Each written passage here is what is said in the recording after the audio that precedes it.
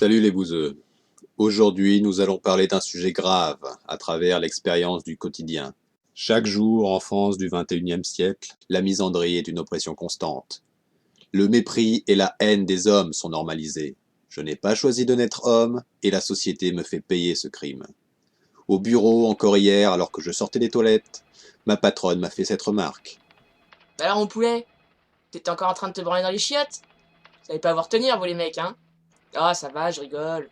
Se contenta-t-elle de répondre à ma gêne. Et c'est comme ça tous les jours. Tous les jours, j'ai le droit à la même blague. Dès que je vais pisser, j'y ai droit.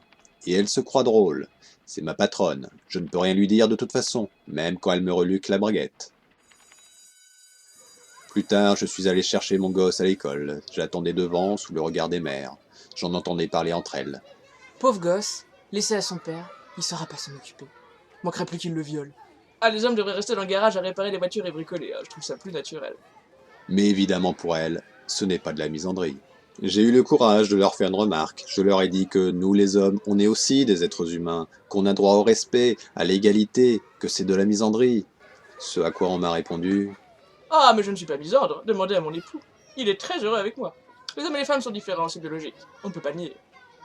D'autres femmes se sont mêlées à la conversation. J'étais à 1 contre 10. Certaines me traitaient de bien-pensant, se plaignant qu'on ne peut plus rien dire, qu'en fait je déteste les femmes, ou encore que je devrais m'occuper des hommes SDF qui, eux, ont de vrais problèmes.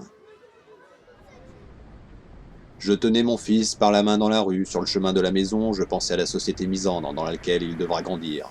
J'essaie de l'éduquer pour qu'il comprenne que ce n'est pas normal, que c'est la misandrie le problème, pas le fait qu'il soit né avec un pénis. Malgré sa présence, un groupe de jeunes femmes m'a interpellé. Eh monsieur, t'es bien charmant. J'ai essayé de les ignorer, accélérant le pas, alors le ton est monté. Ah je te parle, tu veux que je te décoince? On sait bien que vous les mecs vous aimez baiser, faut pas ton timide. Eh tu pourrais répondre salaud. Bouffe mon clito.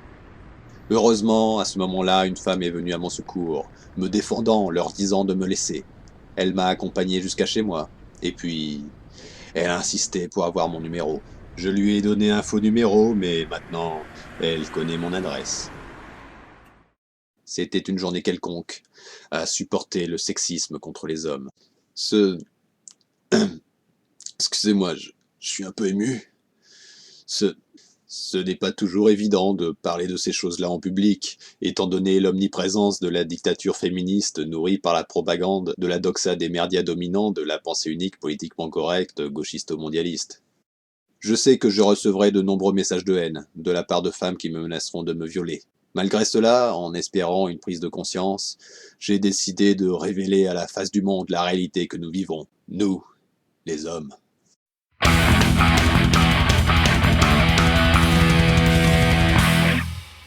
Nous passons désormais à la deuxième partie de notre émission, l'appel des auditeurs. Allô?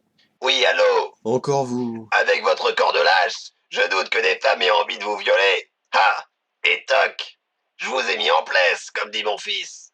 Écoutez, monsieur, n'importe qui peut être victime de viol, quel que soit son physique. Oh, ça va, c'était de l'humour, on peut plus rien dire. C'était pour sympathiser. Avec une blague sur le viol? Parce qu'en fait, je suis content de voir un gauchiste ouvrir les yeux sur la réalité du monde réel de la vraie vie. Parce que nous les hommes, on en chie. Moi encore l'autre jour, j'expliquais sur Twitter à une féminazie que si on lui met une main au cul, elle devrait prendre ça pour un compliment. Et ben vous savez quoi?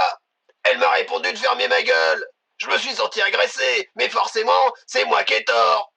Mais c'est terrible ce qui vous arrive. Bertrand! Oh non! Bertrand! Bertrand! Je dois aller travailler! Il faudrait que tu sortes les poubelles! Ça fait 3 jours que tu dois le faire! Pas maintenant! Je parle avec un gauchiste de la radio. Ah, ben vous voyez, je suis encore opprimé. Je dois vous laisser pour aller faire la boniche. Eh bien, s'il doit sortir les ordures, il va devoir coucher dehors. Et toc.